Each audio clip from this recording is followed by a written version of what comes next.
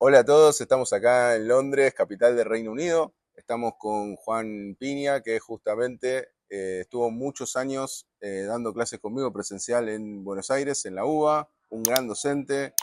Siempre tuve muy buenas referencias de los alumnos acerca de las clases que daba él, muy didácticas, muy amenas y muy en lenguaje coloquial.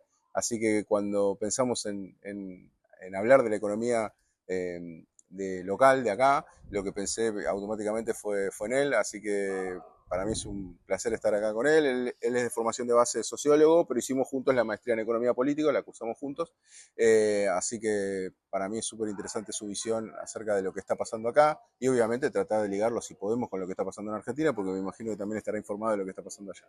Así que bueno, sin más, lo presento a Juan. Gracias, Guido, por la invitación.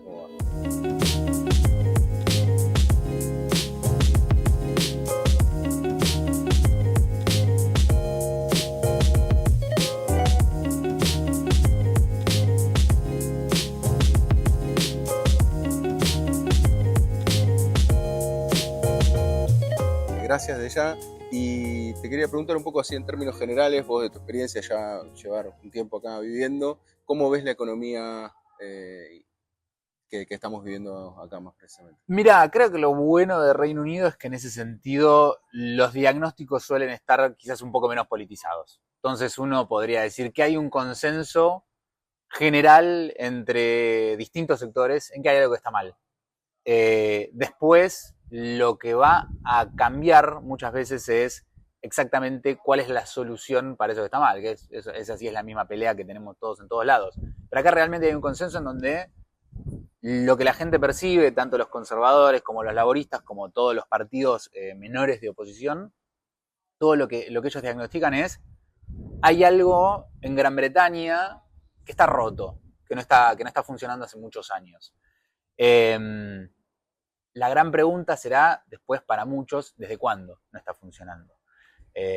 Como te decía recién, fuera de cámara, lo que uno podría decir dentro de lo que son los grandes indicadores macroeconómicos, a partir de qué momento realmente hay un quiebre en la economía de Reino Unido, y es claramente 2008. Es con la crisis financiera de 2008 que impulsa una serie de cambios estructurales dentro de lo que era su funcionamiento económico, que van a hacer que la productividad se estanque, que los salarios se estanquen, que el crecimiento del producto per cápita se estanque a partir de 2008, y a partir de eso uno podría decir una serie de traspiés y de malas decisiones de parte del gobierno conservador, como fue el Brexit, quizás algunas decisiones desafortunadas en el manejo de la pandemia, más efectivamente 14 años de una, podríamos decir, falta de manejo de la política económica.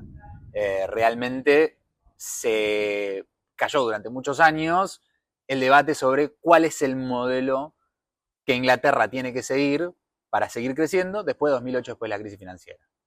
Creo que ese consenso es no solamente, digo, no es mi diagnóstico, sino que es un consenso bastante generalizado. Las cosas no están bien. La pregunta es, ¿qué se rompió y cómo se arregla? Y ahí sí vas a tener muchas diferencias. El Brexit es un diagnóstico de un cierto grupo que te va a decir que lo que está roto es Inglaterra por un montón de imposiciones que Europa le puso. Va a haber diagnósticos muy distintos. Mi diagnóstico en ese sentido es muy distinto. Yo creo que lo que la crisis de 2008 marca es un agotamiento del patrón de acumulación neoliberal que viene desde el thatcherismo acá en Inglaterra. Y 2008 básicamente lo que viene a representar es un momento en donde un poco el crecimiento que se venía dando en Inglaterra era muy focalizado en Londres, era en base a un sector financiero muy concentrado acá, en esta zona, en la city de la ciudad. Y bueno, y 2008 la crisis financiera hace que se impongan ciertas regulaciones que limitan el funcionamiento del sistema financiero. Ahora, ¿ese sistema financiero servía para todos o no? Es una pregunta que eso sí tiene mucho debate acá.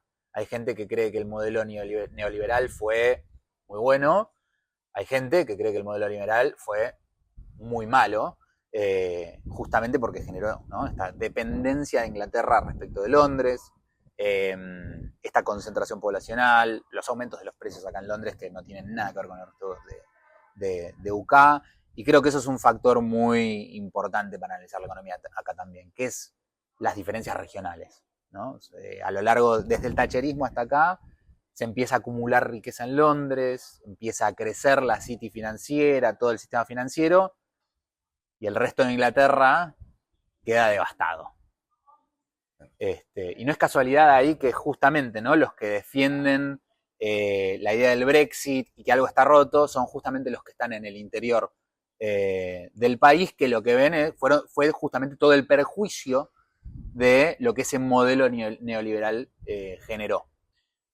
El tema es que el Brexit, en cierta forma, es tratar de arreglar el neoliberalismo con más neoliberalismo.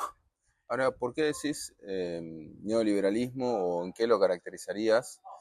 Teniendo en cuenta, no sé, por ejemplo, los indicadores que yo miro, y más que nada por estos debates que se estaban dando con los libertarios, la presión impositiva y demás, no es de los países con menos presión impositiva del mundo. O sea, para nada. Sigue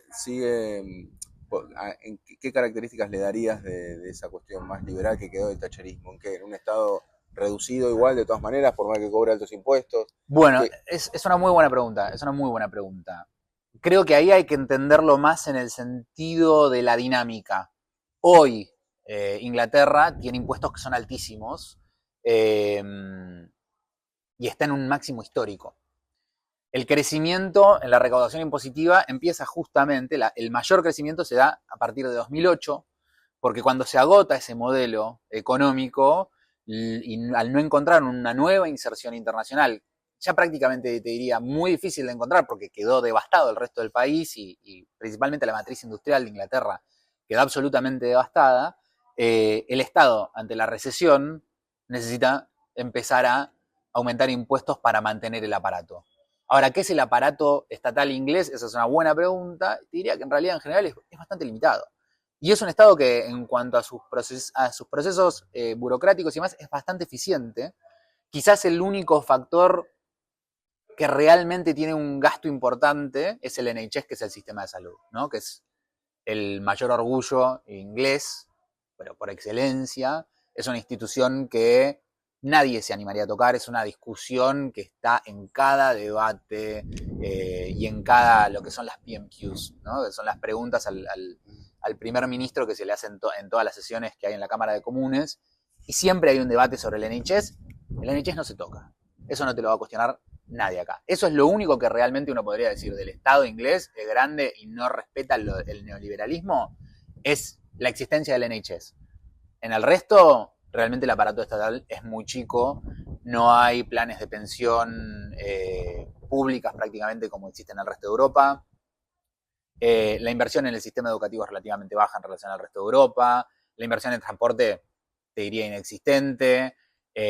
Hay, de hecho, una privatización total del sistema de trenes, obviamente de todo lo que es aeronáutica, ya se privatizó hace muchísimos años.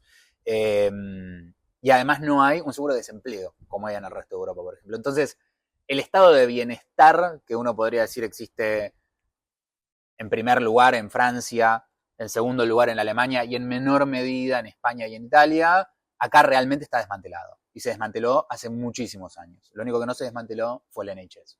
Entonces, en eso creo que podemos hablar claramente de un Estado de características primordialmente neoliberales que, por sus políticas económicas altamente recesivas, tuvo que terminar aumentando impuestos. Y por eso se explica la carga impositiva de Inglaterra. Pero no es porque el Estado no quisiera bajarlos, o un gobierno conservador no quisiera bajarlos. Más que nada, la dinámica económica es tan mala que no lo permite y solamente te obliga a seguir aumentándolos. No muy distinto a lo que ya estamos viendo en Argentina. Nos movimos de locación porque, bueno, empezó a llover acá, típico de Londres, así que, bueno, seguimos igual con la conversación. Así que, bueno, perdón que la interrupción, pero bueno. No es tu culpa. No es mi culpa, por ahora no manejo el clima. Quiero el control de la economía, pero no sé si tanto. Todos los días lo veo. Y Juan, contame un poco los principales indicadores macroeconómicos acá, cómo vienen dando, o pensás que esto, y me imagino que sí, tiene vínculo con el reciente resultado en las elecciones. Mira, hay un poco y un poco. Creo que las elecciones acá, eso es una diferencia muy notable, no cambian tanto las cosas. No pasa eso de no, ganan los otros y se va la libra al cielo y se dispara todo. En general es bastante estable, principalmente por un motivo, ya lo sabemos, el Banco Central es, el Banco de Inglaterra es realmente independiente y mantiene una política que trasciende gobiernos y manejan una política muchísimo más estable en ese sentido. Entonces creo que no hay tanto riesgo devaluatorio o de inflación o de cambio de tasas. Ahora, ¿cómo están las cosas? Y en varios aspectos están mejor, en algunos otros tampoco hay demasiado brote verde, podríamos decir. La tasa de interés sigue al 5 y pico por ciento, 5,4 de andar ahora, que para una economía donde el 73% de las personas son propietarias de su hogar y tienen un crédito hipotecario sobre eso, es ampliamente recesivo y restrictivo de la capacidad de consumo de prácticamente todos los hogares, en especial con lo que es el valor de los bienes raíces en Inglaterra, que es altísimo, con lo cual el nivel de endeudamiento que uno tiene que tener para poder comprar esa casa además es muy alto, así que es realmente una tasa muy restrictiva. La inflación está alcanzando finalmente el objetivo del 2%, ahora debe estar en 2,1 más o menos. Tuvieron, como todos los países, pico en el COVID, ¿no? Tuvo pico a nivel europeo. Inglaterra fue el país con más inflación de Europa, llegó a 11% hasta, ahora estamos en 2024, en 2023, o sea, el año pasado, y una inflación muy resiliente. Recién ahora está llegando a ese objetivo del 2% con un higher for longer que duró muchísimo tiempo y que realmente tuvo efectos muy contractivos en la economía.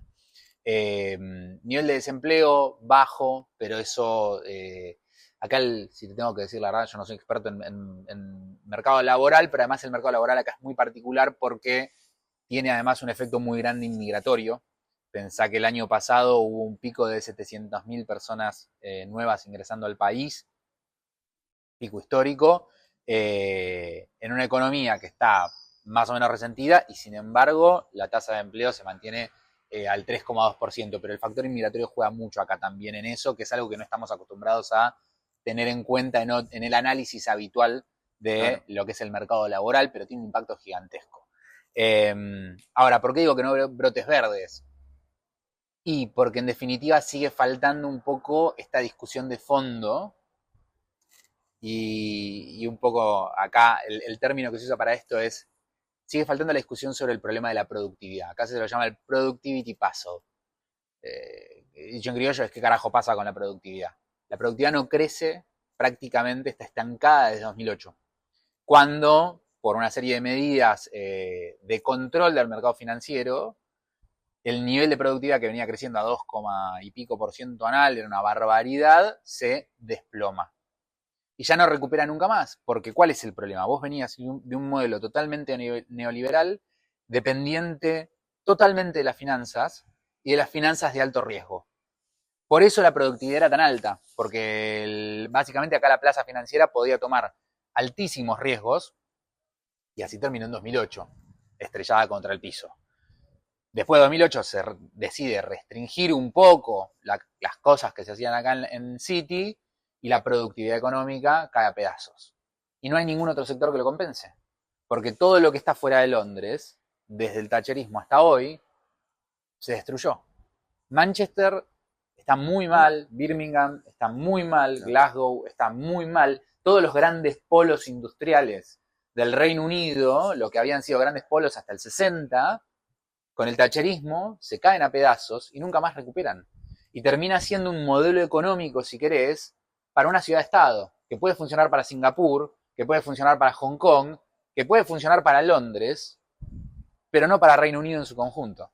Y eso es lo que te decía, ¿no? Por justamente todos los que se caen de ese sistema son los que hoy votan, los que votaron en 2016 al Brexit, que lo único que hizo fue profundizar todavía más el problema de la productividad, porque la productividad se estanca en 2008, la inversión se estanca y empieza a recuperar más o menos 2015, y en 2016 se vota el Brexit y la inversión vuelve a caer. Y por los problemas que ya hablamos, básicamente recesión económica o llamémoslo falta de crecimiento económico ya de muy largo plazo, el Estado empieza a aumentar impuestos a la vez que empieza a bajar gasto, lo cual hace que todavía sea más recesivo. Entonces, ¿qué brotes verdes veo yo? Muy pocos. Te diría que una de las pocas cosas que veo que hasta ahora se están discutiendo, que son interesantes dentro del debate político, porque empiezan a desilvanar este problema de la productividad, que es tan grande acá, que yo creo que es el nudo central de la problemática económica británica, es la inversión en infraestructura y el reciente anuncio del nuevo Partido Laborista sobre un fondo de inversión donde por cada $4 privados, creo que es, cada 4 libras privadas, el Estado va a poner una libra pública para generar un desarrollo infraestructural. ¿Por qué es tan importante? Bueno, por las disparidades regionales que venimos hablando. O sea, ¿por qué Londres es una isla? Porque es literalmente una isla. Llegar de acá a Manchester son 3 trenes, 3 o 4, que tenés que combinar para llegar de la ciudad más importante a la segunda ciudad más importante. Claro. No hay prácticamente, hay aviones que llegan, pero no es un costo eficiente, no es eficiente en términos de tiempos. Para llegar, las tasas aeroportuarias son altísimas hoy, no sé si tuviste tiempo de leerlo en tu avión, pero subieron las tasas aeroportuarias en Buenos Aires también. Sí, lo vi. 22%. Entonces, empezás a ver tantas cosas que decís, che, pero acá ya está pasando, tenés cuidado. Las tasas aeroportuarias acá son altísimas. Para irte a Manchester te tenés que ir a un aeropuerto low cost, que queda lejísimo, te perdés todo el día. Claro. Está muy mal conectado el país, muy mal conectado. Llegar a Manchester por tren hoy por hoy debe tardar 8 horas casi. Claro. La distancia es ridícula, ¿no? Estamos hablando de un país que es más chico de la provincia de Buenos Aires, 8 horas en llegar a la segunda ciudad más importante. Con lo cual hay claramente un problema infraestructural, que es lo que hace que el resto del país quede tan aislado, que no se pueda reinsertar tampoco en un sistema más integrado con el resto del mundo de producción. Ni hablar desde la salida del Brexit. Por eso te digo que el Brexit lo que hace es profundizar. Profundiza la falta de inversión, profundiza la desconexión con los mercados globales, pero no es la causa quizás inicial de los problemas sino que venían de antes, digamos. Ya vienen de antes. Y esto lo profundiza, digamos. Y esto lo termina profundizando. Viene del agotamiento del modelo que se da en 2008 y que lo que viene a hacer es develar un poco lo que venía pasando o lo que pasó durante 40 años. Desmantelaron el país. En 40 años realmente desmantelaron el país. Tuvieron una plaza que funcionaba muy bien, pero el resto se desmanteló. Esa realidad quedó a la vista de todos en 2008 y desde entonces no se ha logrado recuperar. Con respecto a la infraestructura, ya que lo tocaste, vi ahí la noticia, pero no profundicé demasiado, seguramente vos sabés más que yo del tema. ¿Cómo viene el tema de estatización de los trenes? ¿Hay noticias sobre eso? ¿Qué fue? Sí. ¿Fue un tema de campaña o hay bastante disconformidad? Fue un tema de campaña, es un tema que genera mucha polémica desde el inicio, te diría, la nacionalización de trenes. Thatcher es obviamente la que hace las grandes privatizaciones acá en Inglaterra, privatiza prácticamente todo, incluyendo BP, que es British Petroleum. Sí. Hoy se estima que si no se hubiese hecho esa privatización, hoy Inglaterra contaría con un fondo nacional como el de Noruega, que claro, vos lo conocés muy bien. El de Noruega creo que son 1.200 billones de euros. Se estima que el de Inglaterra hoy podría ser de más o menos 900 billones. Con lo cual podría tener un fondo nacional claro, interesante, ¿no? Bueno, eso no pasó porque BP se privatizó, British Airways se privatizaron. Lo que no privatizó Thatcher fueron los trenes. No se animó básicamente por un tema de base electoral, ¿no? O sea, cuando ella sabía que si se privatizaban un montón de lugares donde el conservadurismo era fuerte, iban a perder servicio y eso iba eventualmente costarles votantes. En el 90 Thatcher se pelea con el resto del Partido Conservador y le terminan ganando esa pulseada y se privatizan por primera vez los trenes ingleses en un sistema en donde se divide lo que son las vías, los servicios, las estaciones, la señalética, que lo va a manejar una empresa privada, Railtrack, y después van a estar las no concesionarias, sino las franquiciantes, porque después se pasa a un sistema de concesión, las franquiciantes de los trenes en sí, de los servicios de trenes. Ese modelo de franquicias fracasó rotundamente, era muy demandante para las empresas, las condiciones eran demasiado exigentes, en un sistema que es difícil de financiar, porque realmente era muy buena la red, conectaba a lugares muy chicos, donde tal vez tenías 100 pasajeros en una semana. Claro. Con lo cual había muchas rutas que no eran rentables. Obviamente, el modelo de franquicia fracasa rotundamente. Rotundamente. Los franquiciantes empiezan a caerse uno atrás del otro hasta que para 2010, 2015, las últimas franquicias se terminan de caer y ya ni siquiera hay oferentes. O sea, es un sistema en completa crisis, el de los trenes. Ahí es donde empiezan a mediar primero lo que es la nacionalización del sistema de vía señalética y estaciones. Eso se vuelve a renacionalizar en, si no me equivoco, creo que es el año 2019, por ahí. En Argentina está también dividido, por está empresas, sí, exacto. ADIF, está SOPSE, son dos empresas distintas. Son empresas separadas, exacto. Y la de la operación. Exacto. Claro.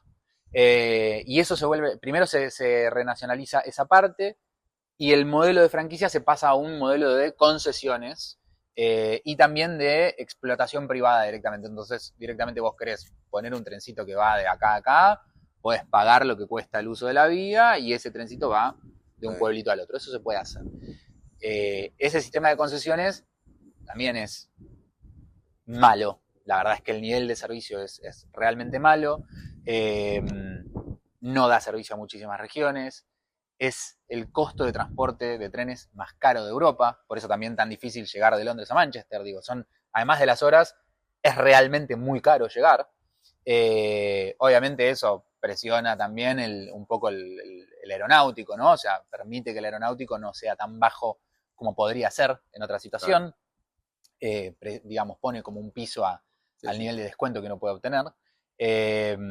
Con lo cual es un sistema que es precario, no funciona, no está funcionando hoy por hoy bien. Con lo cual, y te tiro un dato de color más, además, una de las mejores líneas es una que nunca se volvió a concesionar ni privatizar. Es una línea que es la Liner. Es una de las más prestigiosas entre los pasajeros, es la que menos demoras tiene, la que menos cancelaciones tiene, la que tiene los trenes en mejor estado, y esa es pública desde 2020, 2021, y nunca se volvió a privatizar. Y estamos bien con eso, y el público está bien con eso. Con lo cual es un tema de debate, obviamente hay gente que está en contra, pero hoy el apoyo que hay a la nacionalización de los trenes por cómo funcionan los servicios privados anda en el 60-65%. Con lo cual, para un país que, digamos, es la cuna del capitalismo y donde en general no hay un disenso, y si vos ves las políticas, las propuestas del laborismo, no es un partido fuertemente revolucionario, digamos. De hecho, el Partido Laborista hoy se presenta como el partido de los negocios y del capital, en un país donde hay un consenso capitalista muy fuerte, que el 60% de la población esté a favor de la nacionalización, me parece significativo, ¿no? Pero ahí es donde también creo es interesante. Son capitalistas, pero no son boludos.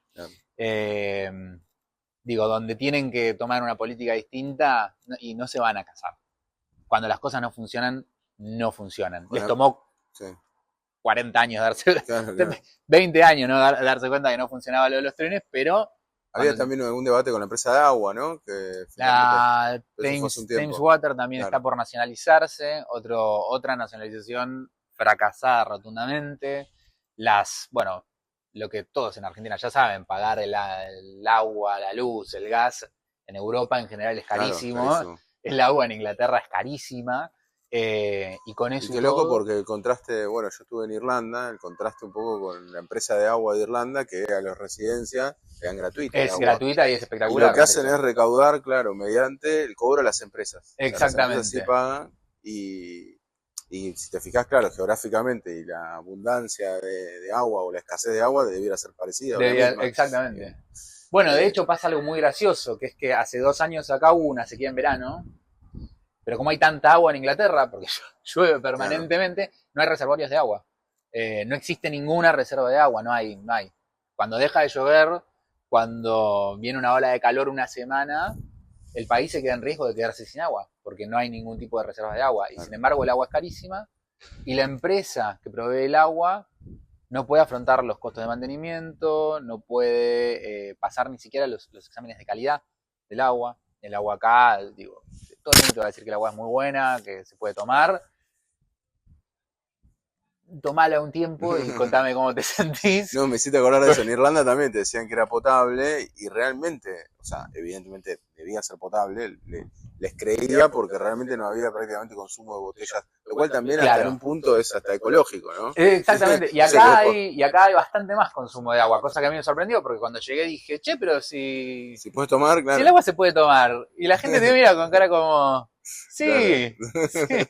Y después, Tomala vos. después la tomás y te das cuenta que no. Tiene mucho PFAS, que son, viste, los plásticos para toda la vida, tipo teflón, viste, esas cosas así. Sí. El agua está recargadísima de eso. Y un montón de tóxicos que, nada, Thames Water no puede remover, no hacen la inversión para purificación de agua que requieren y no pasan los controles de calidad del agua. Con lo cual, por eso viene la nacionalización ahora de la empresa de aguas también acá, de una de las empresas de agua acá. Costos altísimos y muy mal servicio. Y un poco para irnos, porque me acuerdo aparte de tus clases de comercio exterior o digamos todo lo que tiene que ver en el contexto internacional, ¿cómo encuadrarías a Reino Unido en todo este contexto internacional o en los movimientos que ves en términos del comercio exterior? ¿Qué perspectivas ves a futuro? Porque, digamos, Sí. Reino Unido siempre fue importante en esa pata, ¿no? En la pata de la comercialización. Venimos nosotros de Singapur y justamente en Singapur lo que ves es que es todo comercio exterior. O sea, es todo. Sí. La balanza comercial es fundamental y el puerto que ellos tienen terminó siendo uno de los puertos más importantes del mundo.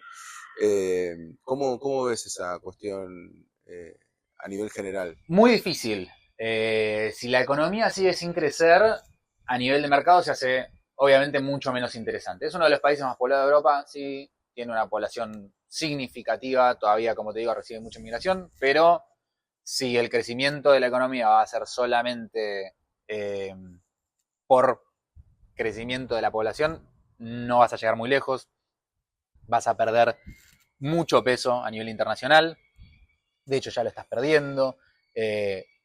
Ahora, recién con las elecciones recientes en Francia, hubo una semana en donde Londres, la bolsa de Londres, volvió a cotizar, volvió a ser un poquito más valiosa que la de París durante una semana.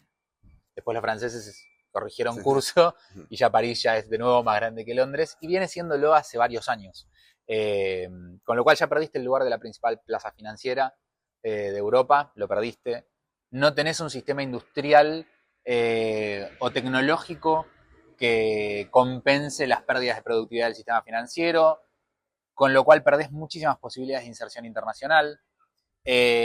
Hoy en ese sentido Inglaterra es muy dependiente, te diría más dependiente que nunca de la Commonwealth y de su alianza con Australia, con Canadá, con los países que forman parte de su Commonwealth, con India, con los países con los que tiene un vínculo fuerte. Pero claramente alejarse de Europa y del bloque regional fue perjudicial. Un error gravísimo. Por eso, bueno, esta obviamente es mi perspectiva. Los que dicen que Inglaterra está roto porque Europa lo rompió tienen otra totalmente distinta, pero no hace falta mucho. ¿Y cuál sería el argumento de que Europa rompió? Yo sé que no es el tuyo, pero digo, ¿cuál sería el ideológico? En general, lo que te dicen es que hay muchas regulaciones, que justamente Inglaterra perdió posibilidades de mayor comercio con otros países y con otros bloques y con otras regiones por restringirse a las de la Unión Europea. O sea, ellos te dirían, por ejemplo, bueno, ahora que eso no somos parte de la Unión Europea, nosotros podemos hacer nuestro acuerdo con el Mercosur. El problema es que ellos no tienen ya la relevancia que tenían. Entonces, hacer ese acuerdo a ellos les resulta mucho más difícil. Además de que, como te digo, creo que hay casi una falta una inoperancia de parte de los gobiernos recientes que no supieron tampoco trabajar ese aspecto que, como vos decís, digo, Singapur es todo comercio internacional. Si no sabes trabajar tu inserción internacional, bueno, no te queda mucho. El problema es que el problema está adentro, ¿no? Y esto es lo que nosotros decíamos siempre en las clases, ahí en la facultad. La inserción internacional no es solamente lo que vos haces para el resto, es y depende principalmente de lo que estás haciendo adentro. Si vos adentro no tenés un sistema económico, ¿cuál es tu modelo de inserción internacional? ¿Cómo ganás peso? ¿Con qué comerciás? ¿Con qué intercambiás? ¿Qué tenés para ofrecer? Digo, es un sistema capitalista de intercambio. Yo tengo que ofrecerte algo. Si lo único que tengo es una plaza financiera que ya ni siquiera es tan interesante, no me queda mucho para ofrecer, porque en 40 años el resto se devastó. o en más de 40 años ya de neoliberalismo, el resto de las producciones o de las posibilidades de inserción internacional quedan devastadas. Con lo cual creo que es un camino muy laborioso a volver a recuperar esa inserción y ese peso en el escenario internacional. Tiene un soft power muy grande Inglaterra, por supuesto, eso ya lo sabemos. Todo lo que es la influencia, si querés, cultural, diplomática, sigue siendo enorme. Argentina también la tiene. Digo, no al nivel de Inglaterra, pero digo, soft power only gets you so far también. No te lleva tan lejos. Si no tenés nada para intercambiar al final del día, no vas a tener mucho para insertarte internacionalmente. Creo que el problema viene, primero hay que replantear lo que se quiere hacer acá adentro, cuál es la visión a futuro, ahora que las finanzas claramente ya no pueden ser el motor de Inglaterra, y la dependencia y no voy a entrar en eso porque nos vamos pasado mañana, pero la dependencia que tiene la plaza financiera de Londres, además, con lo que son los territorios de ultramar.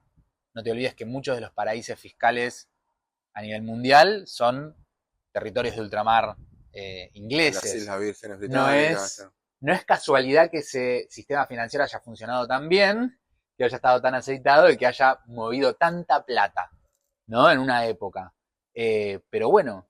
No, y ahora también hay competencia también con eso. Tenés muchísima competencia de centros financieros a nivel grandes como París, como Frankfurt. Tenés, ya solamente en Europa tenés 2 enormes. Y después en cuanto a paraísos fiscales y otros lugares para mover plata, muchísimas más opciones. Inglaterra básicamente inventa ese modelo, ¿no? De los paraísos fiscales en sus territorios de ultramar. Bueno, ya está, es un modelo que ya se copiaron otros. ¿Cuánto más tenés para ofrecer en eso? No mucho más. Entonces tenés que repensar qué querés hacer acá adentro y qué querés intercambiar. Pero, como te digo, si el Estado sigue achicando el gasto, si cada vez hay menos inversión en desarrollo científico, si cada vez hay menos puesto en educación, y en eso Inglaterra tiene mucha suerte porque tiene un sistema universitario que está muy valorado a nivel internacional, pero realmente no hay centros de investigación en esas universidades, en Oxford, en Cambridge, y no hay desarrollo importante. Bueno, en algún momento la nafta se te acaba para eso también. Entonces, digo, tienen eso, pero si no te replanteas desde dónde te vas a reinsertar, cómo vamos a invertir en desarrollo tecnológico. Hoy Inglaterra está cruzando los dedos, mucha gente dice, cuando llegue el AI, la productividad inglesa va a volver a crecer. Pero creo que el problema es al revés, ¿no? Es una vez que vos lo adoptes, es porque otro ya lo desarrolló. Claro. Vos tenés que estar desarrollándolo. Entonces, ¿cuál va a ser el desarrollo que vos vas a hacer para ofrecerle? No, qué otra tecnología, qué otro desarrollo vos vas a adoptar. ¿Cómo invertís vos como Estado, como sociedad, y en qué para volver a crecer? Con lo cual la inserción internacional la veo muy difícil si no se resuelve esa problemática central. ¿Qué queremos hacer? Perfecto. Con respecto a, ahora yendo un poquito a Argentina, ¿cómo es que ven acá, si tenés alguna percepción o hablaste con la gente acá, o qué percepción tienen de lo que está pasando en Argentina y cuál es la tuya también? Mira, el 70% se me cagan de la risa. Pero todos han visto, aunque sea un video de... Sí, todo el mundo. A mí me impresionó en Estados Unidos, fuimos a la sede, al encuentro libertario en New Hampshire, que es un estado bastante del más cercano a los libertarios, y todos me hablaban del video de afuera, o sea, ese video que tira los papelitos. Mirá, no, o sea, acá mucho de la charla en Davos, mira, mucha gente que vio la conversación en Davos, incluso gente que hasta está de acuerdo te dice, no, raro, ¿no? Lo que plantea. Como te digo, acá son muy capitalistas, pero tampoco son boludos. Y hablar justo acá de comunismo, donde realmente, digo, hubo un conflicto durante la cortina de hierro, donde, digo, hay una presencia distinta, ¿no? En Europa, en general, el fantasma del comunismo es otra cosa. Hoy hablar de comunismo por un seguro de desempleo, como es en Francia, además acá, digo, si tienen que decir, vamos a hacer queremos ser la Argentina de Milei, queremos ser la Francia de Macron, creo que cualquier inglés te dice, mira, yo prefiero ser la Francia de Macron. A propósito de los seguros de desempleo, acá hay... Nada. Eso no existe. Todo eso se desmanteló. Claro. Eso es parte de lo que vos catalogás como neoliberalismo. Exacto. Sí. Y la verdad que la visión es rara. Incluso para la gente que cree en esa visión de las cosas, te dicen, es raro lo que me está planteando el tipo, ¿no? muchas publicaciones empezaron con el pie derecho, ya sabemos, ¿no? Le dieron la derecha en The Economist. Claro. Y después de un tiempo empezaron a flaquear. El Financial Times ya no está tan convencido del modelo, porque tampoco están tan convencidos del modelo acá. Por eso creo que la victoria del laborismo tampoco fue tan traumática, porque lo que te decía al principio, el consenso de que las cosas están mal está. Como veníamos, no podíamos seguir funcionando, algo tiene que cambiar. Si el laborismo es suficiente, yo lo pongo en cuestión, eso tranquiliza a los mercados, sabiendo que es un cambio, pero no es comunismo, ¿no? Pero sería muy difícil que realmente acá persiga comunismo en una pavada así. Claro. Y bueno, y el resto se me cagan de la risa. ¿Y vos qué opinión tenés? ¿O qué en líneas generales? Yo estoy muy preocupado y me parece que justamente de Reino Unido se pueden sacar muchísimos aprendizajes para lo que está pasando. Me parece que esto que uno ve en la historia inglesa, en donde, bueno, empieza un proceso muy lento de desmantelamiento, por abajo de la superficie, con pequeñas cositas estéticas que logran mostrar pequeñas victorias o pequeñas ganancias, mientras todo lo demás se desarma, creo que es algo que en Argentina a veces tendría que mirar con más atención, ¿no? ¿Cuál es el costo de el equilibrio fiscal pasado o ridículo actual? Porque, como ya sabemos, no hacía falta tanto. ¿Cuál es el costo de la baja de la inflación tan abrupta, tan repentina? ¿Cuál es el costo del RIGI y de una nueva forma de inserción internacional? Mucho más similar en eso a lo que pasó acá, ¿no? Unisectorial, acá era las finanzas, allá serán las industrias extractivas, pero ¿qué queda, no? ¿Cuál es el entramado que queda de todo eso? Creo que Inglaterra es, y en especial con su situación actual, en donde todo eso ya está los cables están tan expuestos, y es un gran experimento del cual hay que aprender para decir, che, había que tirar cables en otras direcciones también, ¿no? Había que hacer un entramado en vez de desbaratar y quedarnos con una sola pequeña victoria. Y a mí me preocupa mucho, porque lo veo acá y lo que hablábamos antes también. Uno ve Europa hoy y ya uno hasta se empieza a cuestionar, che, tan primer mundo, como cuando yo vine la primera vez a Europa hace 10, 12 años, ya no es. Y vas a otros lugares y decís, che, esto es mucho más primer mundo que Europa. Sí, aparte también lo que te pasa es que cuando vos te atrasás, que esto pasa en varios aspectos, en infraestructura pasa mucho, ¿no? Cuando vos estás atrasado y tenés que irte a lo nuevo, pegás un salto de actualización mucho más grande. Y el otro que ya hizo toda la inversión y el costo hundido, se queda atrasado y le cuesta mucho más, ¿no? Exactamente. O sea, renovar acá en Inglaterra, no sé, el transporte o la infraestructura, va a ser costosísimo e imposible prácticamente. En cambio, claro, con países que vienen más rezagados, como en el caso de Malasia, digo, porque justo tiran todo nuevo ahí y directamente es algo nuevo, y esas son también las oportunidades que puede tener Argentina, llegado el caso. Pero bueno, me parece que no. Pero hay que tener un objetivo de construirlo. Claro. Y de no quedarte con las victorias rápidas, ¿no? Hay que armar algo que toma años de armar y que toma años de políticas y que, digo, si desmantelamos la energía atómica en Argentina, que es algo que sobrevivió a todos los gobiernos, y son cosas preocupantes, porque las pequeñas cosas, los pequeños entramados que se venían manteniendo, si se desgarran, te queda muy poco después, termina quedando muy poco. Creo que esto es una gran evidencia de lo que pasa cuando uno empieza a desarmar todo de a poquito y ves, vendiéndote. Y ves cierta similitud en lo que propone Milei. Aparte, bueno, él lo dijo también, que él admiraba a Thatcher. Lo ves en ese aspecto parecido. Muchísimo, sí. Si uno ve las políticas del thatcherismo temprano, son casi de manual las de Milei. Es una copia casi textual. Los ataques a el trabajo, la reducción del salario, la liberalización de los negocios, las privatizaciones, los cambios en las cargas impositivas.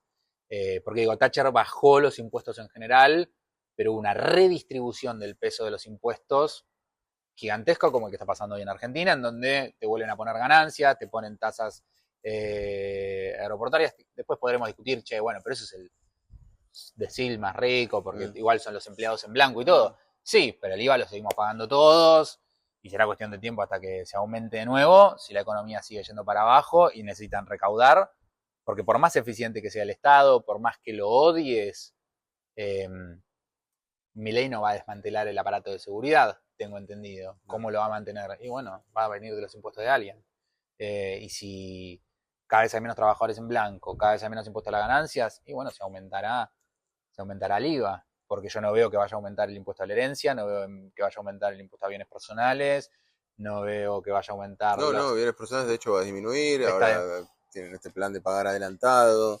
Viste, los blanqueos, claro. No creo que le saquen subsidios a Mercado Libre para seguir financiando la universidad, entonces no la veo porque es manual, es tacherismo de manual,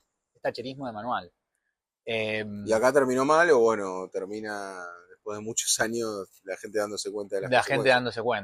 La gente dándose cuenta después de muchísimos años. Mira, algo que hablaba con gente acá, esto, fíjate si lo querés dejar en el video, podés editarlo. Algo que hablaba con gente acá es, bueno, Thatcher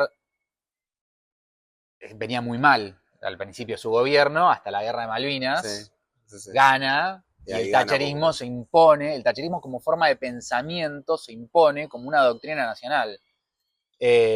Hablaba con gente acá que, bueno, me decían, mira, si te sirve de consuelo, creo que la guerra de Malvinas la terminaron perdiendo ellos, porque eso consolidó algo acá que sigue existiendo y que hizo que se caigan a pedazos con el tiempo. Claro. Con lo cual me decían, anímate. Perdieron una batalla ustedes, pero ellos perdieron la guerra. Claro, sí. Bueno, muchas gracias Juan por haber estado, la verdad un placer escucharte y bueno, igual estamos en contacto, así que vamos hablando por las cosas que vayan sucediendo acá y sobre todo los cambios que hace la nueva gestión. Vale. A ver qué termina haciendo, porque no sería la primera vez que dicen algo y hacer otra cosa. En general, ¿no? No estoy hablando de este partido, del Partido Laborista acá. Así que bueno, esperemos. Bueno, nos pasa con Milei, digo, que propuso un montón de cosas y que está aumentando los impuestos.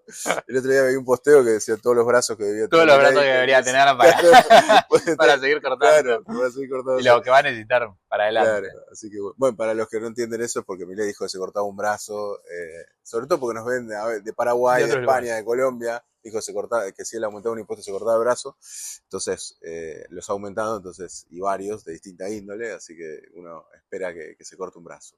Bueno, en definitiva, sin más, les agradezco mucho que hayan estado, acuérdense de compartir, si te gustó el video, compartí, dale me gusta, comentá lo que te parezca interesante, sin insultos, por favor.